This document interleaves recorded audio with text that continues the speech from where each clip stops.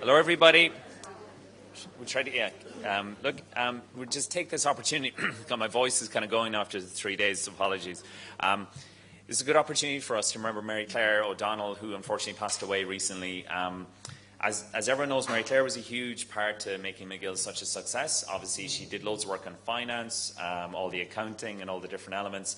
People would probably know her who are not from Glenties from being at the table with Paddy at the front, taking care of the table when people register, and the first kind of face to welcome everyone to MacGill every year. And she was the perfect person to do that, to be honest. I met Mary Claire when I started helping out Joe with MacGill. I used to be chatting on the phone quite often, to be honest. She'd ring me to talk to me about the accounting and the finance and what was needed. And I always loved getting that lovely voice called me Hello Vincy, which no one has ever called me in my life up to her. And I always enjoyed that, so it was really lovely to get to know her. When I came to Glenties first, Joe wasn't here, so I had to kind of do a tour and meet people. So I met Michael, for example, and I had my list of people to meet. And I had Mary Claire in the co-op. That's all I had at the time. And so I went into the co-op and I was ushered into an office behind the scenes, and little did I know that was the nerve centre of Glenties. And Mary Claire was sitting there. We had a lovely chat, and she was obviously her whole life impeccably dressed, very sweet, lovely lady. And we had a really nice chat about a lot of different things. But then after a while, I realised she was interrogating me. So I was going through a process where I was being vetted. I didn't realise that until a bit of way through it. So afterwards, I left the co-op, walked down the street.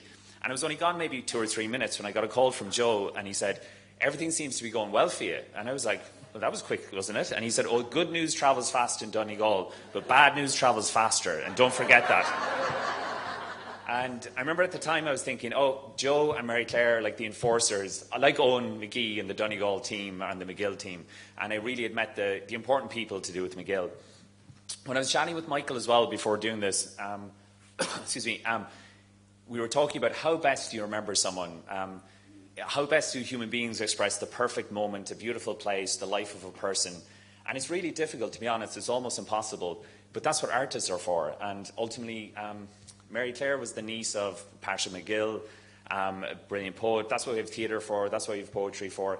And it is impossible for us as humans to express the full life of someone and what they've done and how they've impacted everyone. But we try to do that through art. So what we're going to do today, we have two different things. I'm going to introduce Michael Gallagher, and we're also going to have a reading of a poem. So please give a huge round of applause for Michael Gallagher, Chair of the Local Organisation.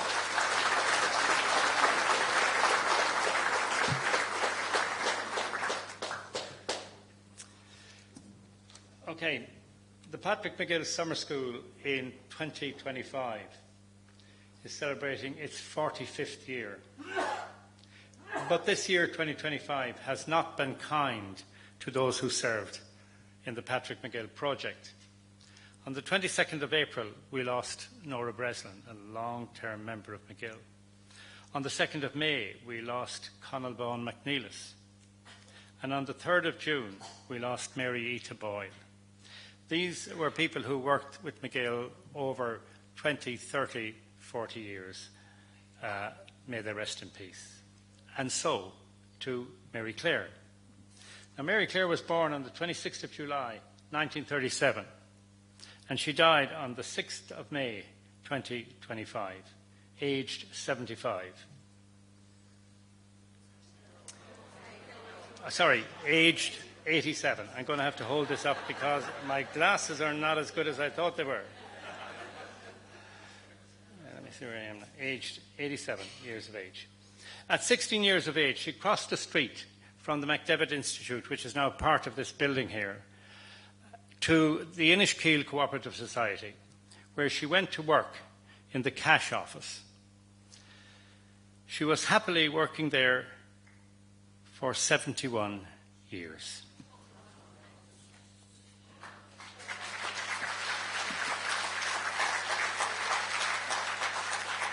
Now, during the early years of Mary Claire's life, she and her friend, Evelyn Heron, used to go to Glasgow. And their mission was to find books written by Patrick MacGill. They were in old bookshops and bookstalls. And Evelyn tells me that whenever Mary Claire met one of these booksellers, she always introduced herself as a niece of the poet. Towards the end of the 70s, moves were afoot in Glenties to establish a festival centred around Patrick MacGill, the Navy poet.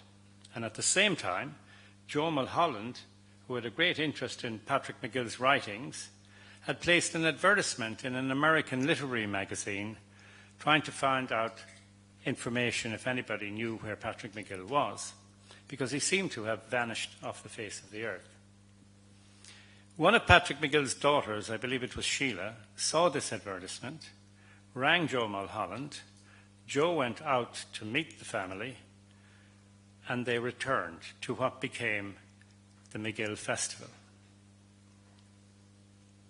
This was a very special occasion for Mary Clare. It was exciting to see her cousins come to Glenties for the first time and see their father honoured in what was the MacGill Festival. And Joe, with all this additional information that he got from the family, was able to tell the story of Patrick MacGill's life, now updated. And he did this over 3 years. He dealt with his early life in the first year, 81. And that dealt with Patrick MacGill going to the hiring fair, going to Scotland to work as a navvy. In the second year, he dealt with his rise to fame after he published the books Children of the Dead End and The Rat Pit. And he dealt with his life in London, where he ended up working in the library of Windsor Castle. In the third year, he dealt with his further books, the ones that Patrick MacGill wrote about his experience in the First World War and the other books that followed. But Patrick MacGill, let me just see where I am now. Yeah, and how Patrick MacGill in 1928 decided to move to the United States, quickly followed by the Great Depression and failing health. This led to his fading from public life. After this 3 years dealing with Patrick MacGill's life, the MacGill Festival was transformed into the MacGill Summer School. A feature of the early years of the summer school, of course, was what was called the Tour of MacGill Country, and this was led by a man called Thomas Brennan, a local businessman, auctioneer, and estate agent.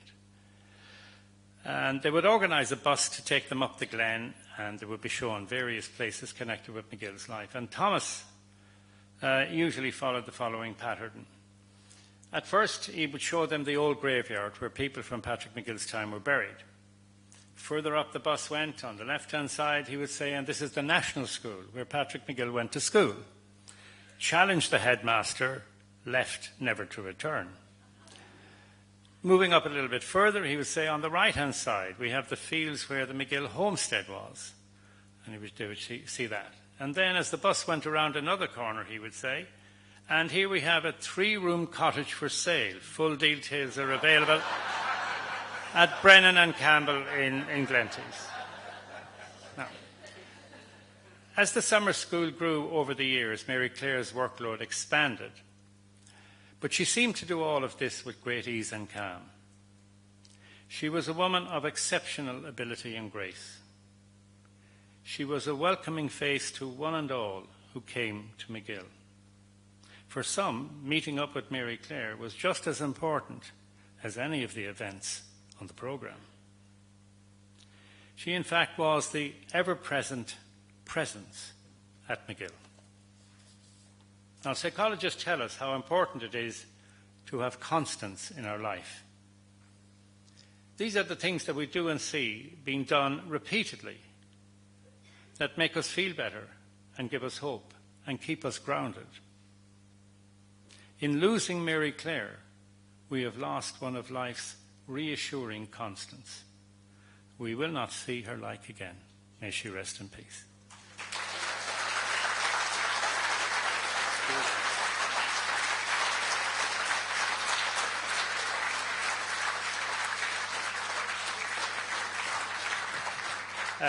Conal Shovlin will now read the poem that he recited at Mary Clare's graveside. Okay, Conal.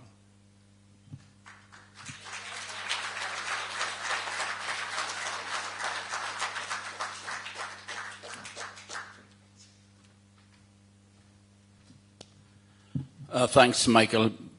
By way of a brief introduction, I knew Mary Claire and her family all my life because I live quite close to them. And also, before I say this poem, Patrick MacGill's poem, I'm Going Back to Glenties, I first heard it from Packy Shovelin, who was also a neighbour, and the first time I heard it was 50 years ago. But I was just looking, my own father, he was a 10 of a family, born in the same time, and some of his previous brothers at Patrick MacGill's time. And I came across an old book that he had. It was a ganger on the Congested District Board in 1913. And he went to Gortahort to work on bog roads around that time. But sadly, in the book, he had written a letter home to his father, and the letter was never posted. But remember, this was 1918, and they were earning 2 shillings a day, which was 15 cents a day, and they worked 6 days a week. So I sometimes think how lucky I am and how we are. And the letter he had written, that he didn't post home. It's as relevant today as it was that time. And he said in the letter, the boys and girls did not come back yet from the Lagan hiring fair, and please God they won't bring the flu back with them. But they did, whether they did or whether they didn't. He also said, now that the Great War is over, I'm sure there will be big changes, but God knows will they be for the better or the worse. And that was 1918, and he died shortly after that.